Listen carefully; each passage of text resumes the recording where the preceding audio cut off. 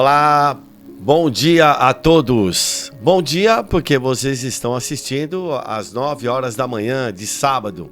Mas hoje esse programa, deixa eu avisar a todos vocês, está sendo gravado. Pois assim vocês não têm como se comunicar conosco, né? Fazer observações, perguntas, mas por problemas, motivos aí particulares, estamos gravando no dia de hoje esse programa e que tem por título A Nova Era. Então, vocês que nos acompanham aí pelo Facebook, pelo YouTube e pelo Instagram, sintam-se aí felizes por trocarmos ideias e conhecimentos sobre essa nova era que nos aguarda, que nos espera e que já vem sendo anunciada há muito tempo atrás. Estamos aí com a bancada completa, com o time completo e vamos fazer aí das nossas saudações iniciais. Bom dia, Wilson, seja bem-vindo. Olá, amigos. Muito obrigado mais uma vez aí o início de ano, primeiro programa do ano. Nós podemos estar juntos novamente aí, que seja um ano abençoado de muita paz. Legal. Bom dia, D'Alessandro, seja bem-vindo. Bom dia, Caetano, Wilson, Sr. José Nilson e a todos que nos acompanham, sempre emitindo bons pensamentos. Um feliz 2024. Legal. E doutor Nilson, seja bem-vindo, bom dia.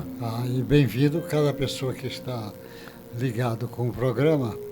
Um abraço bem forte. O abraço tem que ser muito forte, porque já é um abraço para o ano inteiro. É verdade. 2024. Um abraço do tamanho do ano 2024. Legal. Então, pessoal, olha, primeiro programa do ano, como falou o Wilson, né? Que todos nós possamos ter um ano aí bastante produtivo, com êxito aí nas nossas buscas, para que a gente tenha paz no coração, não percamos aí nunca a fé, a esperança em dias melhores, né?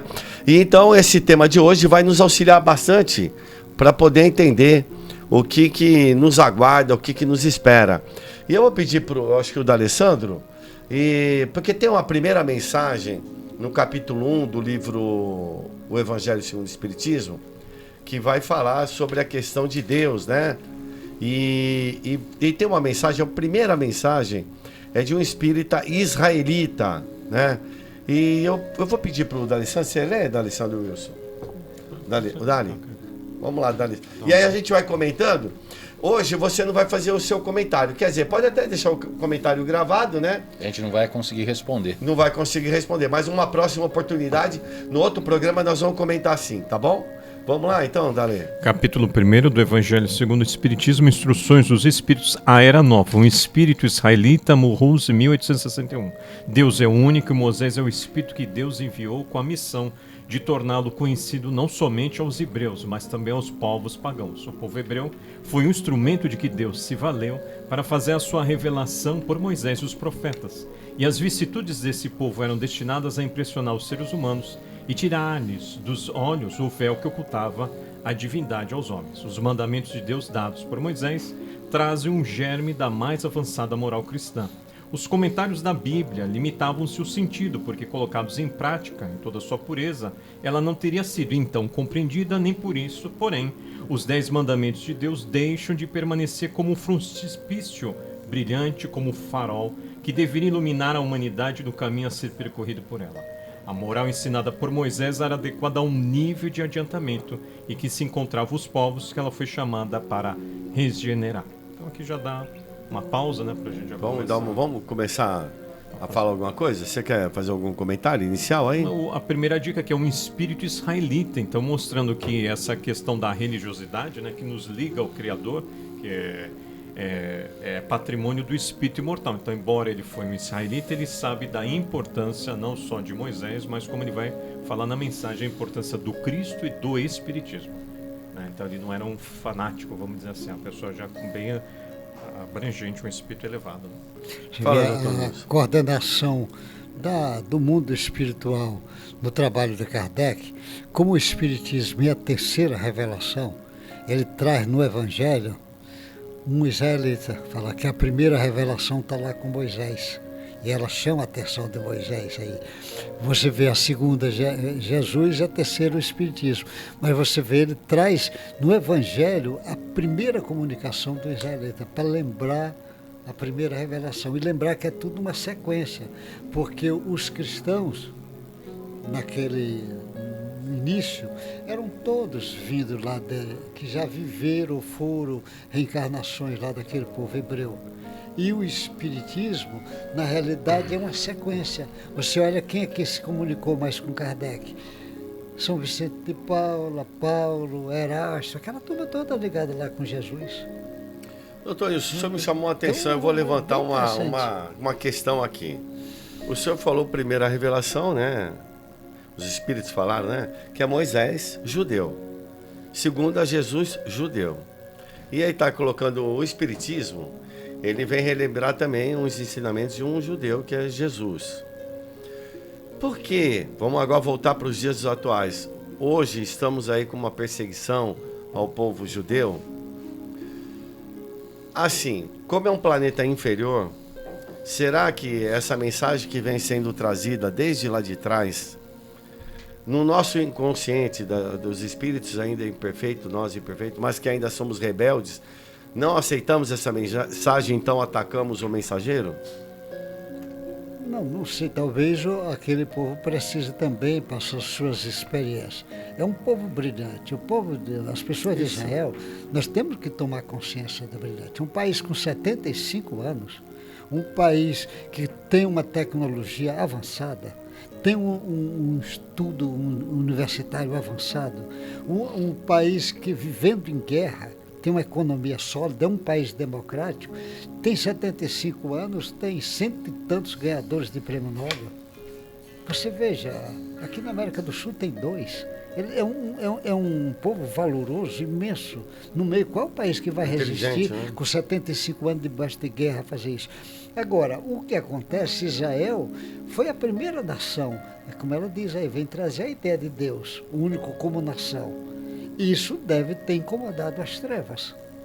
Deve ter incomodado muito as trevas. E eu acho que até hoje as trevas não perdoam isso. Como o Brasil, para ser a pátria do Evangelho, com certeza está incomodando as trevas. Certo. Pode ficar certo. Então, tudo indica que há uma ligação espiritual que nós ainda não estamos capazes de entender. Tudo indica uma ligação espiritual muito forte entre Israel, o Brasil e tudo indica com os Estados Unidos. Esses três têm um olhar especial nessa mudança do planeta. Às vezes, eu estou dizendo isso não por opinião minha, por exemplo, do Humberto de Campos chamando a atenção nesse trabalho. De você olhar a ligação, a gente olha, você diz a terceira revelação, primeira lá do judeu, segundo o judeu, lá Jesus. E o Espiritismo, quem coordenou aqui foi Allan Kardec. Mas Allan Kardec, quem é Allan Kardec? Tudo indica que Allan Kardec era João Evangelista, que também era judeu. E as manifestações espirituais também começam nos Estados Unidos, né? Que ganha uma proporção tem uma ligação que terrível. Só no futuro nós vamos poder entender. Não estamos menosprezando os outros, cada sei. Né? Mas se você olhar as pessoas, a democracia de Israel é muito interessante. No meio daquilo é democrático. De um conflito danado. Como ali. ele trabalha ainda em cima da ideia do judaísmo, ainda olho por olho, dente por dente, tem coisas que não dá para ainda entender, mas com certeza é um povo altamente diferenciado. Bacana. Com todo respeito aos outros. Mas ele é. Wilson, fala, filhão. Kardec traz para nós na Gênese que os tempos são chegados, né? De grandes mudanças que vão acontecer. E São Luís, ele traz para nós um livro dos Espíritos falando que quando o momento é chegado, grandes personalidades encarnam para alavancar as mudanças necessárias. Então a gente vê em vários locais do mundo pessoas liderando boas ações, bons atos. Por exemplo, em meio à guerra a gente vê muitas pessoas se dedicando a ajudar as famílias que perderam entes queridos, a tentar reconstruir locais. Você vê que quando tem conflitos, por exemplo, quando teve o conflito lá no Haiti, o próprio exército brasileiro foi lá ajudar. Então, assim, a gente vê pessoas, às vezes anônimos, se movimentando para melhorar. Mas existem também líderes pontuais que aparecem nesses momentos de grandes transições, de grandes tragédias e de grandes mudanças necessárias, que é para incitar o povo a ter coragem para se mostrar de uma forma assertiva. Porque ele fala, quando você deixa de fazer o bem, você já está fazendo o mal. Quando você tem a oportunidade de ajudar alguém, de estender a mão, né, vamos falar uma coisa simples aqui, de plantar uma árvore e não planta, então você está se omitindo. Então às vezes é necessário que pessoas chaves venham à frente da sociedade para que liderem, para que incitem ao bem, não incitem ao mal. Porque também acontece o oposto, né? Às vezes vem grandes líderes com grandes inteligências, mas que motivam a população ali, a turba, a se movimentarem para um lado negativo. Acaba se desviando, né? Se desviando. Então a gente também tem que tomar muito cuidado com isso. Mas a gente vê que em todos os momentos da humanidade sempre houveram pessoas com grandes lideranças positivas e que serviam de inspiração para todos, né, começarem ali uma mudança de comportamento, né? Como falava Gandhi, né? Seja você a mudança que você quer ver no mundo, né?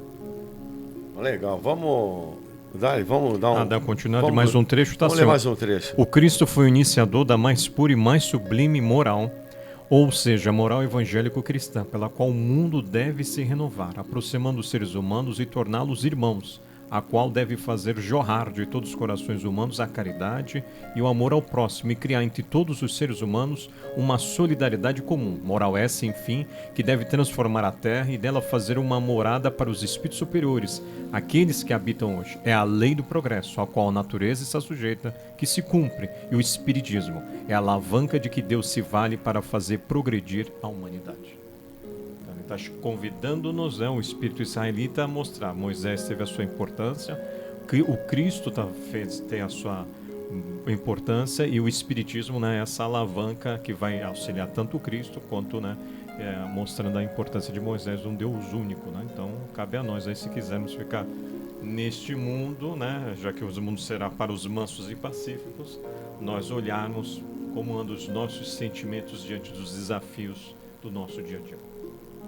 Ele volta a reforçar Jesus aí, a revolução que ele vem com a moral ensinada por ele.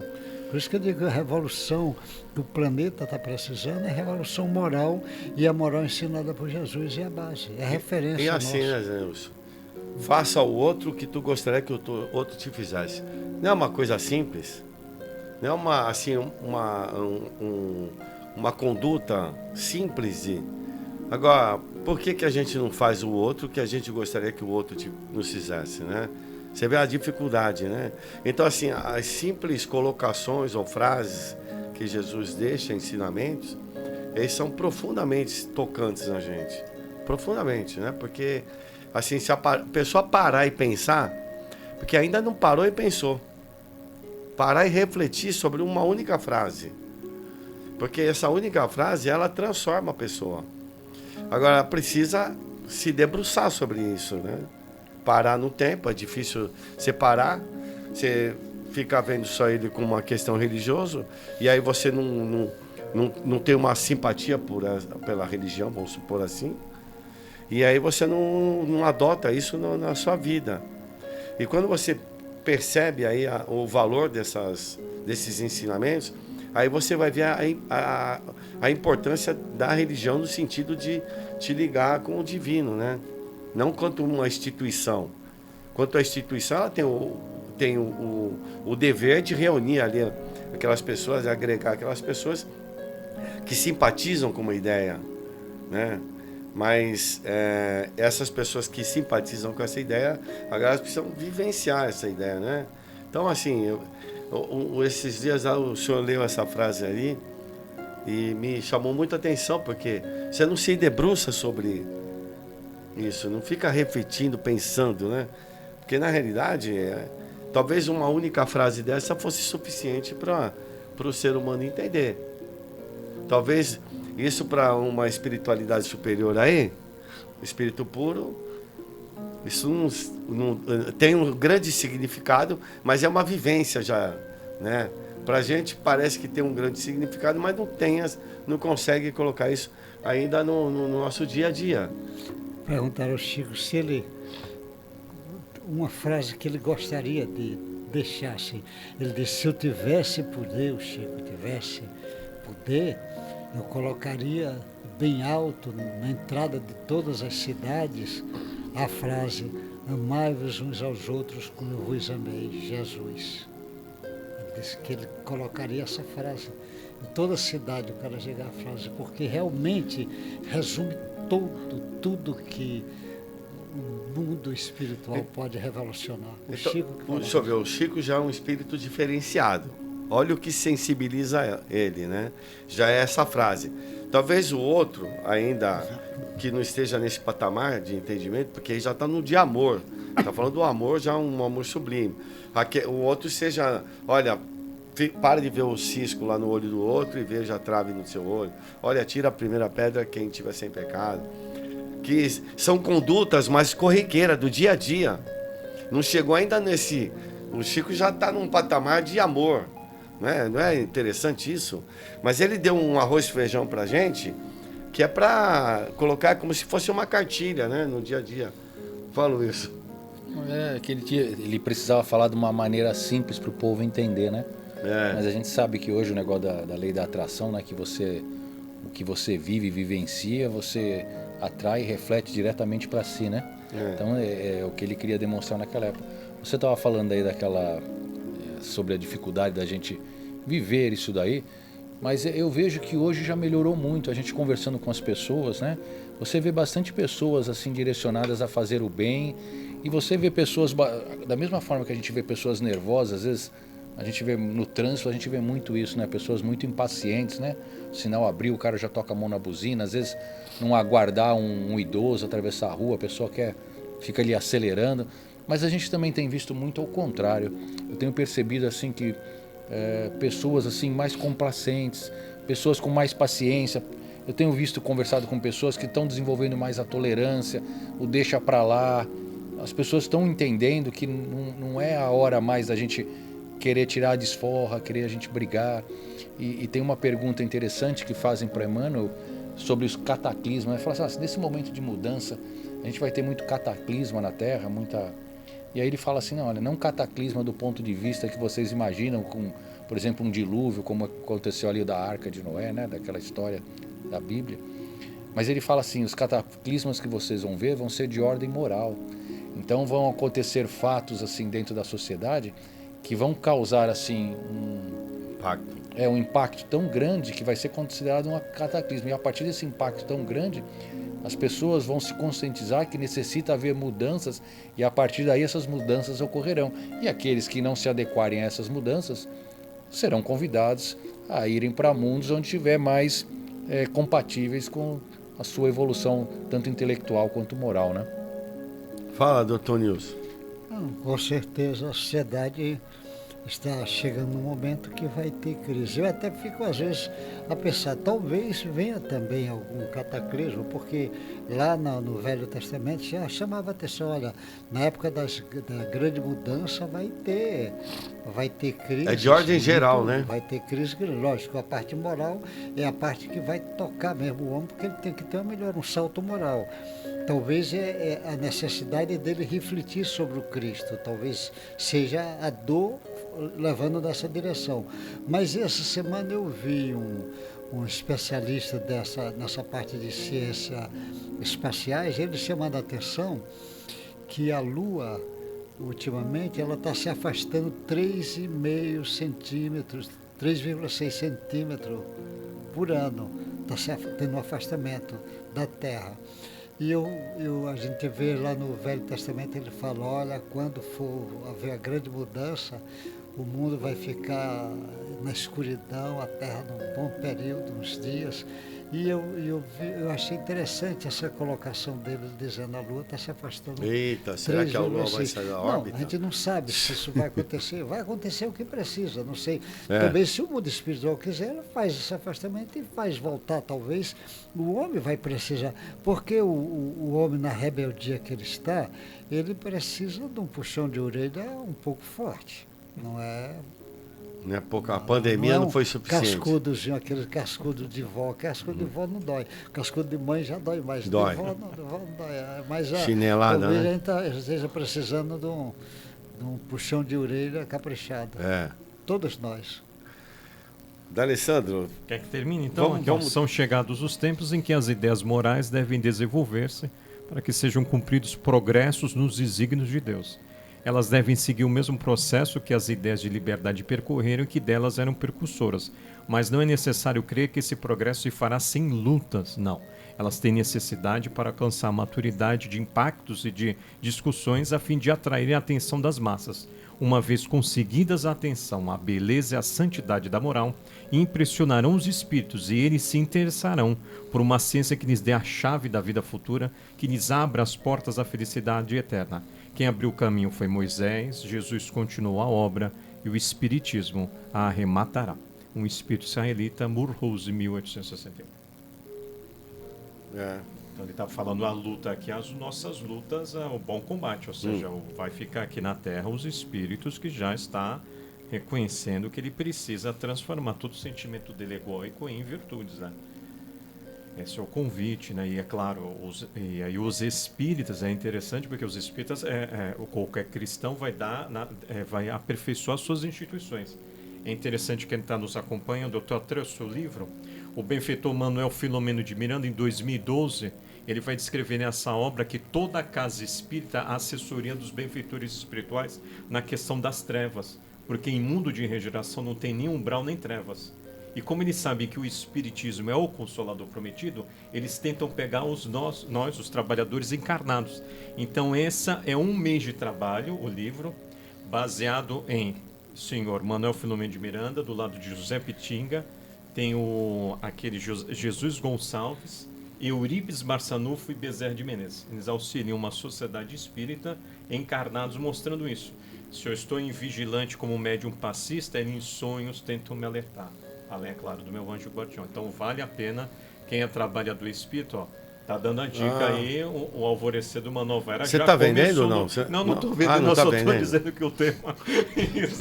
Não, porque. Isso é uma importância, né? Bacana, vai ficar né? na Terra quem já está nesse trabalho aí, né? Quem não está no trabalho de transformação não poderá ficar. É uma coisa interessante. Eu já falei da outra vez, mas vou lembrar. O André Luiz, quando fez o Nosso Lar, que faz 80 anos, a Terra tinha 2 bilhões de habitantes. Hoje a Terra tem 7,5 bilhões de habitantes. O André descreve na região do Nosso Lar as zonas das trevas, a quantidade de espíritos sofrendo, treva mais pesada, mediana, melhor, e também a zona das trevas pesada e umbral, a quantidade de espíritos. Então, houve um aumento de população imensa, de 2 para 7,5. Tudo indica que o umbral é que está se esvaziando, as trevas também, em parte, porque quando os espíritos dizem, olha, é a última oportunidade, aproveita. Então a impressão que dá que muita gente está tendo chance aí, tem alguns que estão pisando na maionese, como o povo vira, porque tem camarada aqui que está, em vez de aproveitar a oportunidade, está se metendo pesado nas drogas, está se metendo em coisas muito violentas, abusando demais de crianças, de velhos. A impressão que eu tenho é que essa linguagem que dizem, constantemente desaproveita, que é a última oportunidade. Aproveita, não perde a chance. Porque a impressão que eu tenho é que esses não vai ter mais chance, não. Você me chamou a atenção que agora eu fiquei me encafifado. Porque o André Luiz, o Emmanuel falou essa relação de 3, 4 para 1, não é isso? Mas isso naquela época que tinha 2 bilhões? Porque, não, às vezes eu faço a conta hoje, eu falo, Eles então... falavam 20 bi, que tem 20 bilhões de espíritos na Terra, mais ou menos. Na o Terra, total? 20, Total. O total.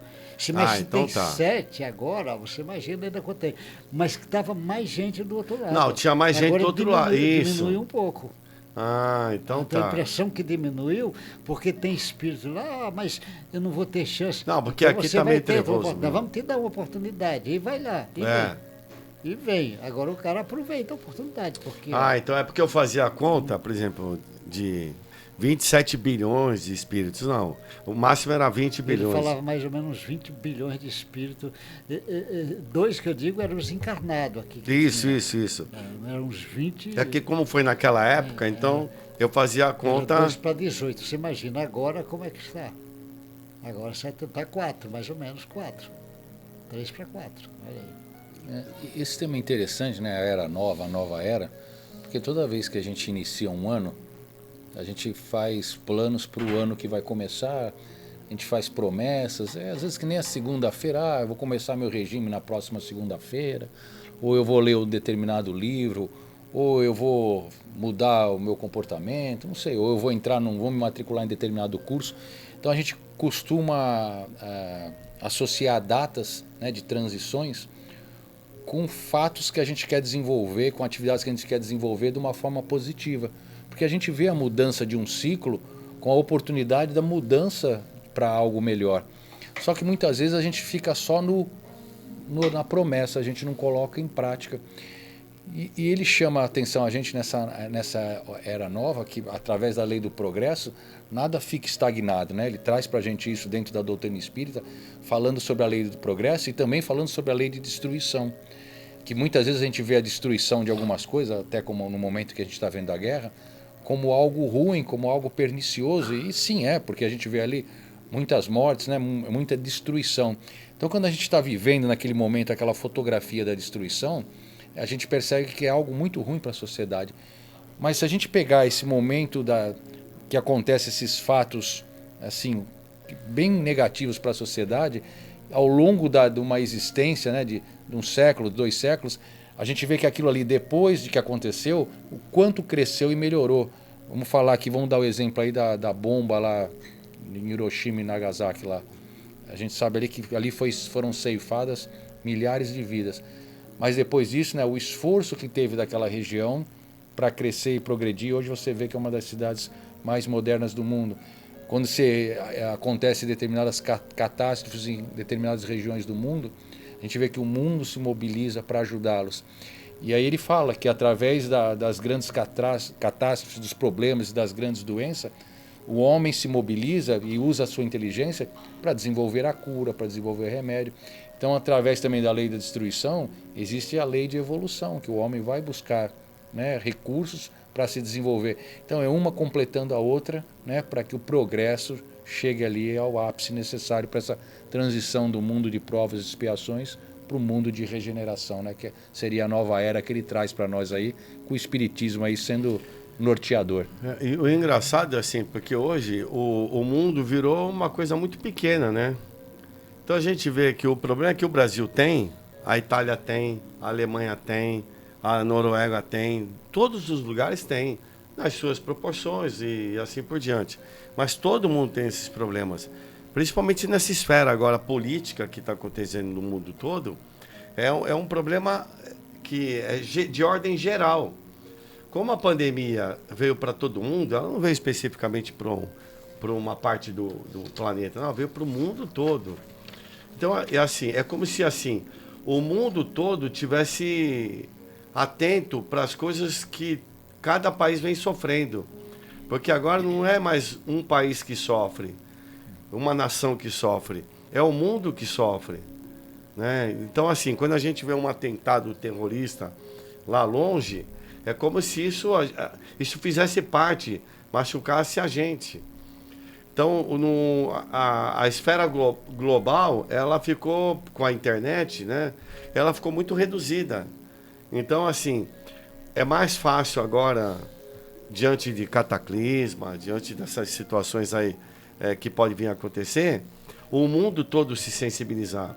Porque nós estamos totalmente conectados agora, não tem mais diferença. A diferença é só de fuso horário, o resto está todo mundo conectado, né?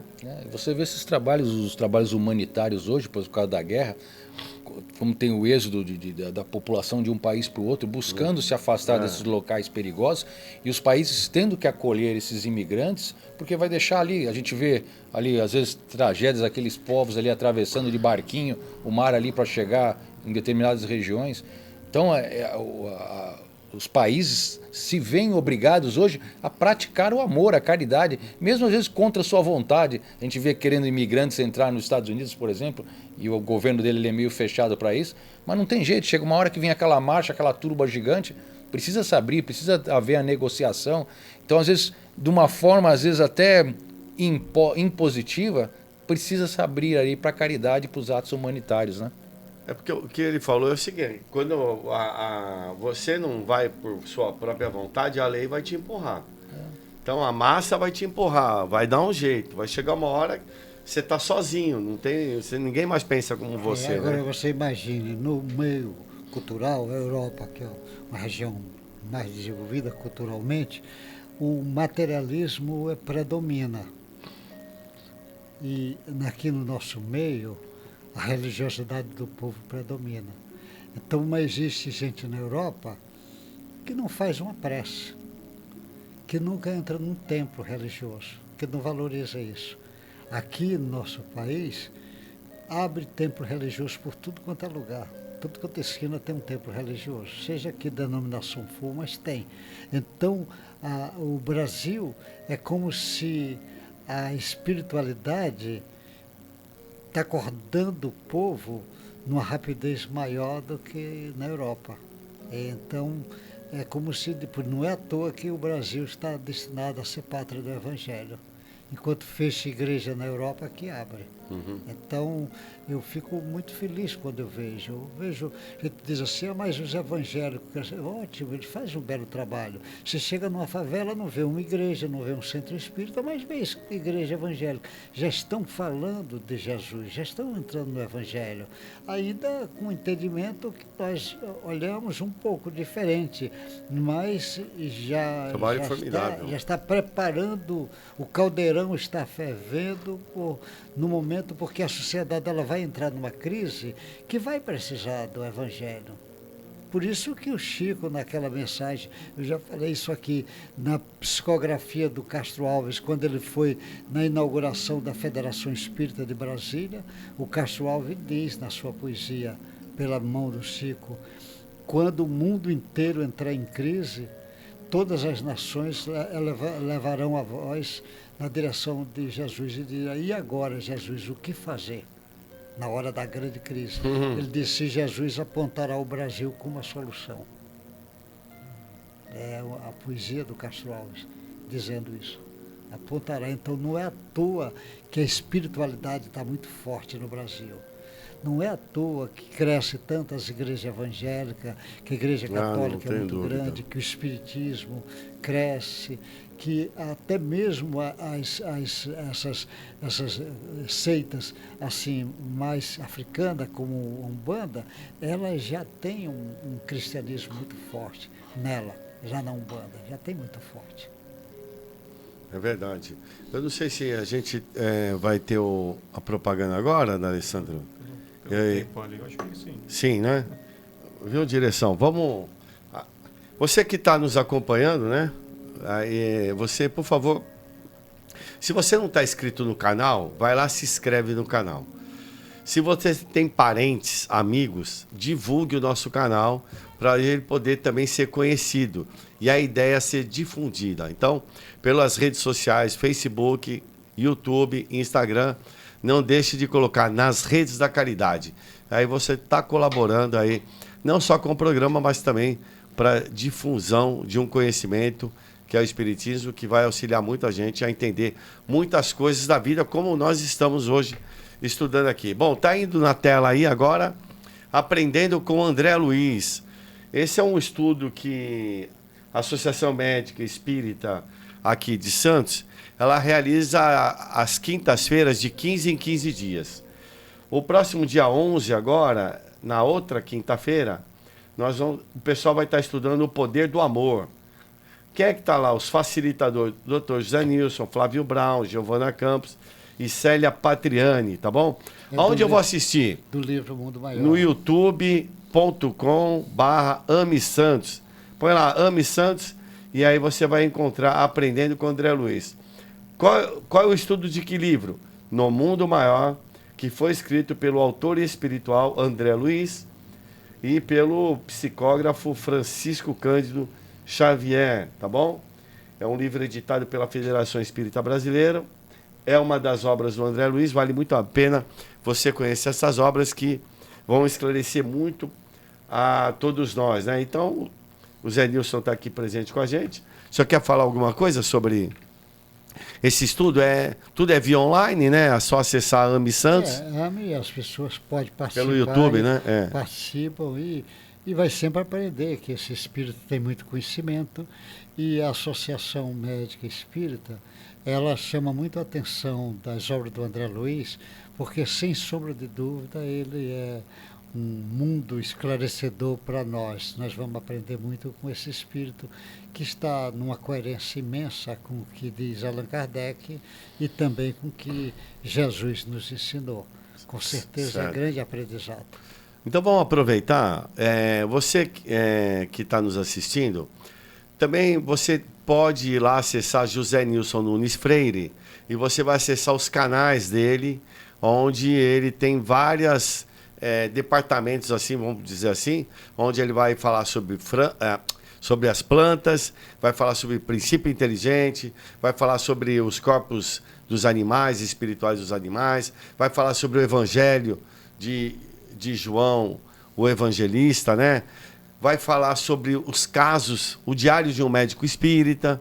Então, põe lá, José Nilson Nunes Freire, e você se inscreve lá, aperta o sininho lá, e você vai receber as informações quando tem sempre novidade. Sempre tem novidade, tá? E agora eu estou falando sobre o cientista espiritual André Luiz. Ah, isso. São casos pequenos que dá para as pessoas assistir, porque é coisinha de 5 minutos no máximo.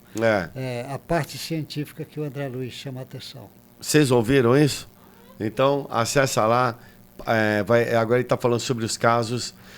Você vai conhecer o personagem agora, o Dr. André Luiz, e vai saber as ideias dele, que ele vai trazer para a gente do mundo espiritual para o mundo físico. Bom, temos aqui também a palestra de domingo agora, lá no Centro Espírita e de Caridade Dr. Luiz Monteiro de Barros. Todos os domingos, às 17 horas, nós temos lá uma palestra pública. E nesse domingo nós vamos ter como oradora a Luciana Avelino. Ela sempre vai falar sobre algo do Evangelho segundo o Espiritismo, o Evangelho de Jesus, tá bom? Domingo agora, 17 horas. Onde é que é? Rua Silva Jardim, número 1. Ah, Caetano, lá é um lugar meio assim, meio estranho, não sei o que, tem violência. Não tem nada. Pode ir lá, você vai ser muito bem tratado, não tem nenhum problema, tá bom? Pode parar lá o carro, ou vai de ônibus, ó. Daqui a pouco vai dar para ir de VLT, viu?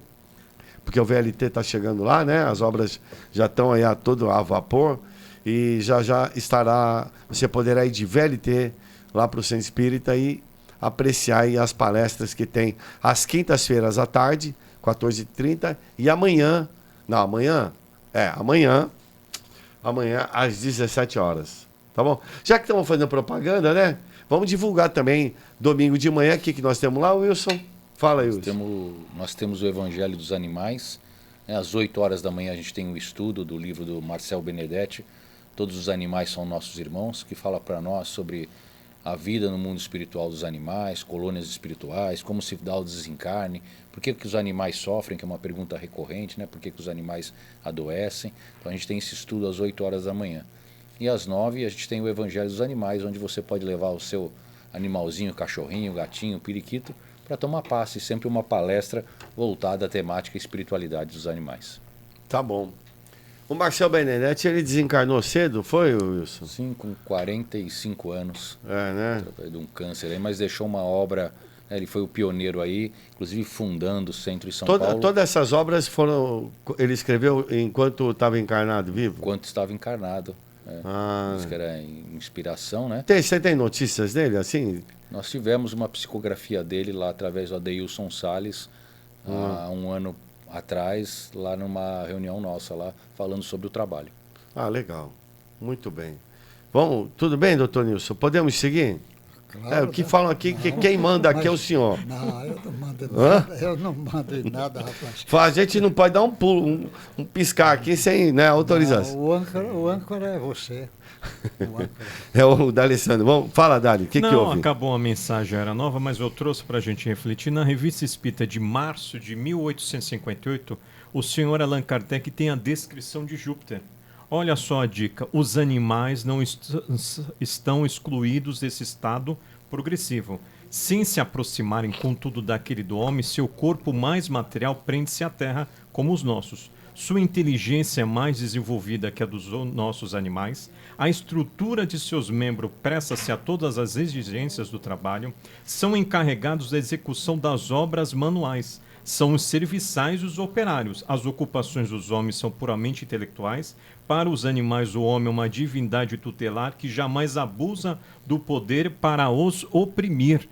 Então você vê que no mundo mais evoluído que a Terra ainda está caminhando, mas já é um grande passo, porque a minha geração nem se preocupava com o comportamento dos animais. Como está o Wilson aqui, pode explicar. Hoje, se a gente vê alguém maltratando os animais, que recentemente aqui perto, numa cidade de São Vicente, infelizmente um tutor matou o seu cão, mas foi flagrado aí pelas mídias e foi divulgada numa plataforma chamada Viver em Santos. Hoje já tem leis protegendo os animais. Então, o Wilson pode também nos mostrar que a nova era vai para esse campo das plantas, dos animais, que isso já acontece em Júpiter.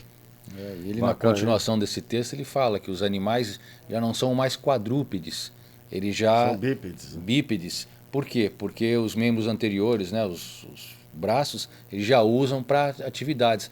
Então, às vezes a pessoa pergunta, o animal vai ser sempre animal? Né? Por exemplo, aqui no planeta Terra. Sim, ele vai ser sempre animal porque sempre tem espíritos em evolução na escala evolutiva. Então, aquele espírito que estava encarnado como um determinado animal, ele vai tendo um aprendizado, ele vai se desenvolvendo, talvez encarne em outra espécie de animal, ou vai transitando, vai acumulando experiências e predicados, até que ele possa um dia encarnar na fase de homem. Né? Mas é interessante a informação da Revista Espírita, né? Falando que num planeta bem mais adiantado do nosso sistema solar, os animais já colaboram com os trabalhos manuais, né? Dando a dica aí que o homem tem um trabalho muito mais intelectual do que braçal. Doutor Nilson, uma pergunta recorrente, o senhor vai responder. Aí as pessoas falam, mas não tem vida inteligente. Ele está falando aqui, vida inteligente em Júpiter. Dá para o senhor explicar? Porque as pessoas, não, a gente não vê nada. Como é que nós poderíamos esclarecer para o nosso web espectador? Você vê que o Allan Kardec, ele era uma didática e um homem de um bom senso imenso. Você vê essa vida de Júpiter, ele deixa nas revistas espíritas que é laboratório que vai. Nos livros mesmo lá que ele deixou, o Pentateuco, ele não fala nisso, mas ele disse como na revista trouxeram isso. Ele nos livros ele não diz, mas na revista ele diz que chamaram a atenção. Porque ele diz nos livros que existe vida em muitos planetas. Aí ele não identifica, ele diz que tem em muitos planetas. E relembra Jesus dizendo que há muitas moradas na casa do Pai. E isso daí, o homem, a proporção que ele está avançando, que a ciência avança, ela vai daqui a pouco encontrar vida sem sombra de dúvida. É que ela está ainda nessa galáxia nossa, ela ainda não avançou muito o estudo. Nós temos bilhões e bilhões de galáxias. É que a pessoa pensa sempre na matéria. E a nossa tecnologia ainda está pequena, nós temos ainda tecnologia pequena, mas tudo indica que vai. Das coisas que ele coloca como base é a busca da água, porque ele sabe que a água é um processo de grandes referências. E se encontrar vida, às vezes, primitiva, de unicelular, já dá para discutir. Mas eu acredito que vai ter muito. Então o André Luiz chama atenção. O Allan Kardec chama atenção dessa vida e atenção de tantas vidas diferentes que nós ainda não conhecemos, porque o nosso conhecimento é pequeno. Nosso material de pesquisa ainda é muito recente, experimental. Os aparelhos nossos têm o quê? 100 anos, 100 e poucos anos, os aparelhos. Toda hora estamos descobrindo coisas novas aqui na matéria. Imagine quando mergulhar o estudo, só quando mergulhar o estudo no corpo etérico, nós já vamos ficar surpresos com a quantidade de informações que vão chegar. Agora, imagine for avançando mais. A mesma coisa do espírito. Nós ainda, o conhecimento que nós temos do espírito, você vê, o inconsciente é como se fosse 99%, a parte de consciência nossa é 1%. É o universo, e até a parte né? de consciência nós sabemos pouco. Do inconsciente nosso, nós sabemos que existe, mas ainda não tem mergulho experimental. Agora, os espíritos têm revelações sobre isso, que é de grande importância nas obras de Kardec, nas obras do Chico, lá com André, com Emmanuel, e que outros médios que também trouxeram informações que bate com o conhecimento e uma lógica científica muito grande. É que os homens de ciência ainda não admitem o estudo do espírito. Ele não admite que existe espírito, não estuda o espírito. Então ele não faz pesquisas ainda, porque ele não acha que não existe, para que vai pesquisar? Por exemplo, o cientista vai pesquisar a mediunidade? Não, porque a mediunidade depende do espírito. Ele não acredita em espírito, como é que ele vai acreditar em mediunidade? Mas daqui a pouco esses estudos virão aí. Vai mostrar que existe vida, né? Não a vida material como a nossa, né? E existe material como o nosso, né? Alguns planetas têm de não, eu estou falando em aí. Júpiter. Por que as pessoas falam, não vejo nada, não sei o quê? Porque é uma outra frequência, um outro plano de vida, né? Mas superior, pode ter né? até material, porque praticamente a gente não conhece quase nada de Júpiter. O que é que se conhece? Muito pouco. Né? Agora, como estão tendo muitas... Você vê, ultimamente tem muitos satélites já tem satélite colidendo um com o outro.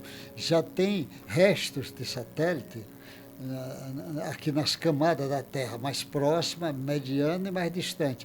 Então já está havendo uma poluição atmosférica. Muito lixo. Que ainda não estão discutindo isso, mas já tem cientistas chamando a atenção, que vai ter que discutir, porque esses restos de satélites, poderá cair um pedaço aqui, um pedaço caindo, causa transtorno, dependendo do local que cai. Então vai haver necessidade, do jeito que temos de despoluir os rios e os mares, nós vamos ter daqui a pouco que despoluir a atmosfera. É verdade. Fala, D'Alessandro, o que você...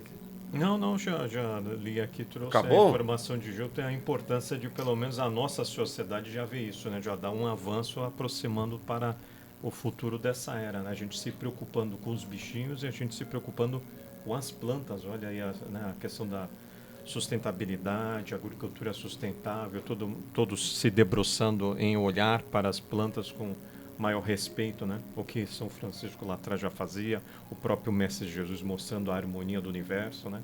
Então cabe a nós aqui, no mundo de provas e expiações, se queremos ficar para o mundo em regeneração, darmos a nossa cota de harmonia. Colaboração, né? Fala isso. Eu me lembro, tem um diálogo no final do livro Há 2000 anos, um diálogo que vem do alto, ele falando que em breve chegaria o momento que o homem não irá mais trabalhar em troca do ouro, que o homem irá trabalhar em troca do amor e de olhar o próximo e se sentir bem que ele está bem. Então ele fala, esse momento, ele fala, está próximo. Mas passou 2000 anos, a gente fala, pô, está próximo, ele falou que está próximo, já passou 2000 anos.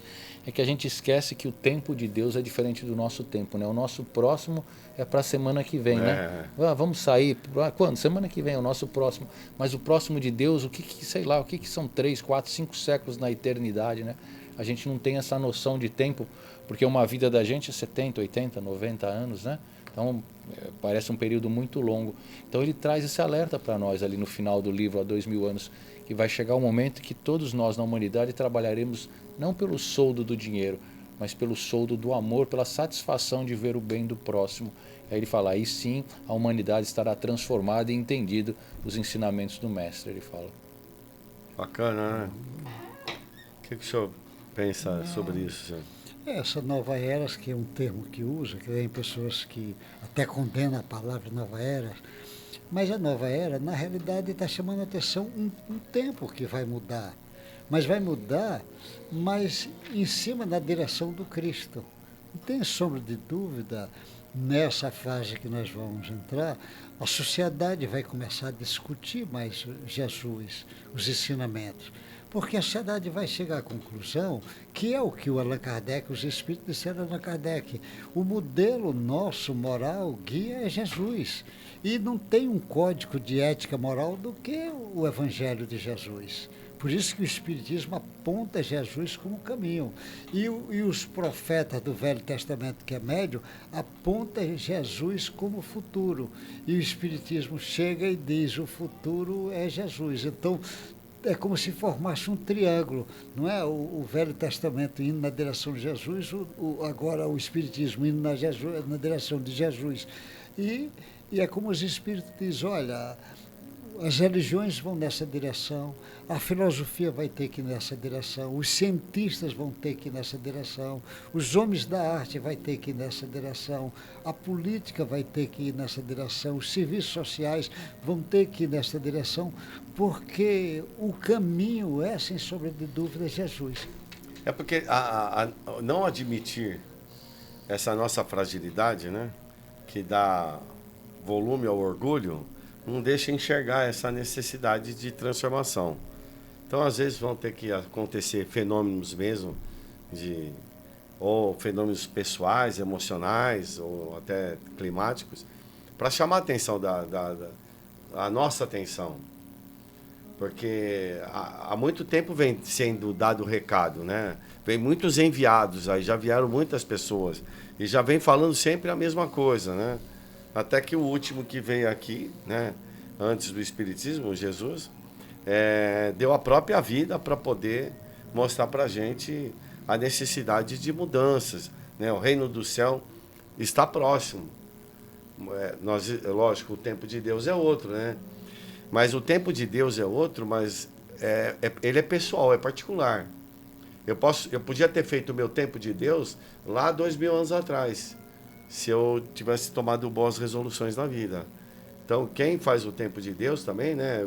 Agora eu refletindo um pouco, somos nós, né? Porque é a pessoa que toma essa decisão, essa mudança, essa transformação. É lógico que são aspirações nossas. Eu vejo que isso é feito em cima de muito trabalho, muito esforço, muito sacrifício, não é? Então, demanda tudo isso, demanda tempo. Não é tão simples assim. Demanda encarnações de muita lapidação. Né? Porque a gente fica esperando, a gente acha que, a gente fala assim, ouve falar, o planeta Terra está se transformando, né? E a gente acha que a gente vai dormir hoje num mundo de provas e expiações e vai acordar amanhã num mundo de regeneração. Mas quando é que o mundo vai mudar, o planeta vai mudar? Quando nós, espíritos encarnados e desencarnados, tomarmos consciência que a mudança do nosso comportamento e das nossas atitudes na sociedade e perante o meu próximo são fundamentais para que essa transição aconteça e se acelere. E nada acontece sem a permissão de Deus. A gente sabe, né, que tem Jesus no leme. Me lembra aquela parábola lá dos discípulos atravessando lá no barquinho, aquele temporal e o mestre dormindo lá. E aí acordam ele acalma ali. Assim, uma das interpretações que a gente pode fazer dessa parábola é que assim, todos nós vamos passar por problemas, por turbulências, por dificuldades na vida. Mas se a gente estiver alicerçado ali na fé em Deus, na fé em algo maior, a gente vai conseguir passar por essas turbulências de uma forma mais amena. O agricultor, quando planta a semente, se ele não tivesse fé que aquela semente ela vai germinar, vai brotar e vai plantar lá a árvore que ele quer, ou a verdurinha que ele quer, ou a fruta que ele quer, ele não plantaria. Porque é algo realmente assim, você pegar uma sementinha, né, do tamanho de um grãozinho ali, um feijãozinho, e saber que dali a um tempo vai virar uma grande árvore, o cara tem fé. E é essa fé que a gente tem que ter nos dias atuais, em tudo aquilo que permeia a nossa vida. Então, nas dificuldades do trabalho, às vezes na dificuldade do relacionamento, numa doença que aparece no seio familiar, a gente tem que ter essa fé do agricultor, que sabe que vai plantar, e o papel dele é plantar, mas o florescer e o crescer é com Deus, mas ele acredita e ele aposta e aquilo ali germina, né? É verdade.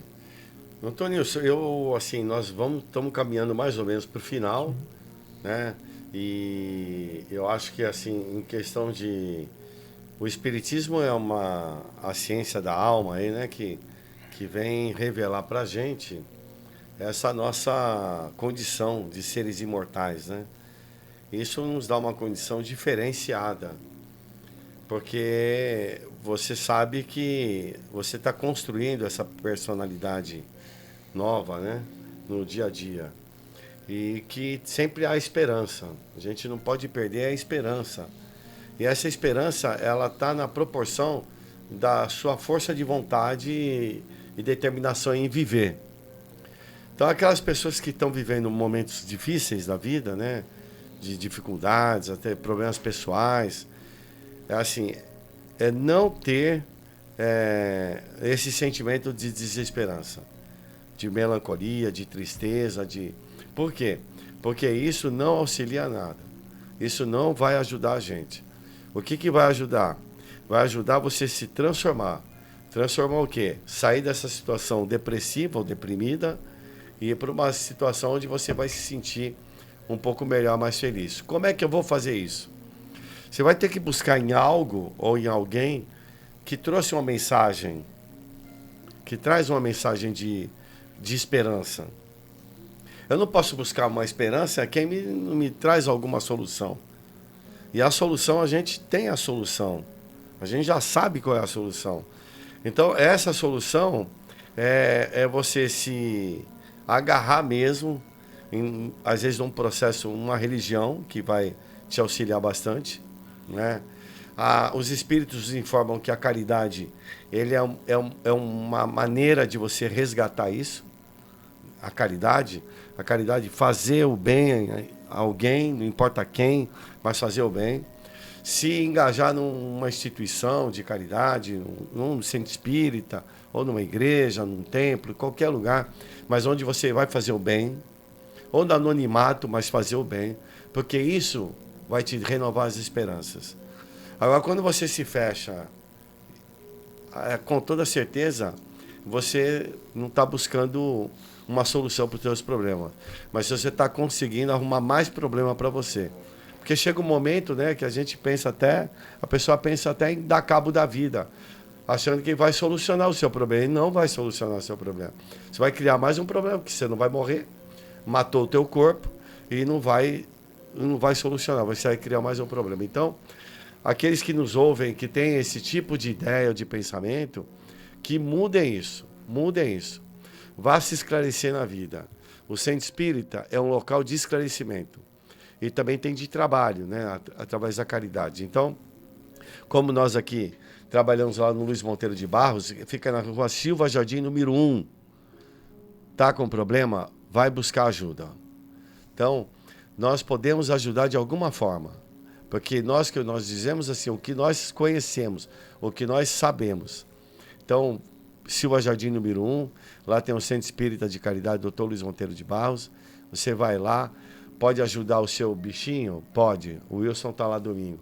Pode ajudar você todos os dias? Pode. Tem lá gente para auxiliar. Pode ajudar os idosos lá? Tem uma casa de idoso lá. Então, assim, é um local para você refazer as suas forças e energias. Então, esse era o meu recado. Eu acho que a gente pode se despedindo, né, doutor Nilson? Podemos começar? Podemos. Então, a todos uma boa sorte, um bom ano, um ano de muita paz. E vá fazendo bem, porque quem toma o caminho do bem não se arrepende. Muito bem. Wilson, por favor. Então, lembrando aí, Jesus está sempre no leme, que a gente tenha fé, né, de seguir adiante. Um bom ano de 2024 para todos em família. Muita paz. D'Alessandro, por favor. Agradecendo a todos e lembrando que Jesus, o Mestre por excelência, nos disse: há muitas moradas na casa de meu Pai, vou primeiro para vos aparelhar lugar, que possamos seguir os passos luminosos do Mestre. Um bom ano a todos. Legal. Então você aí, crie dentro de você essa nova era. Crie. É você que vai criar essa nova era, né? Então, não desanime. Não fique triste. Procure sempre uma ajuda e essa ajuda vai te auxiliar bastante na sua recuperação. Um abraço a todos, fiquem com Deus e até o próximo sábado, se Deus quiser. Tchau.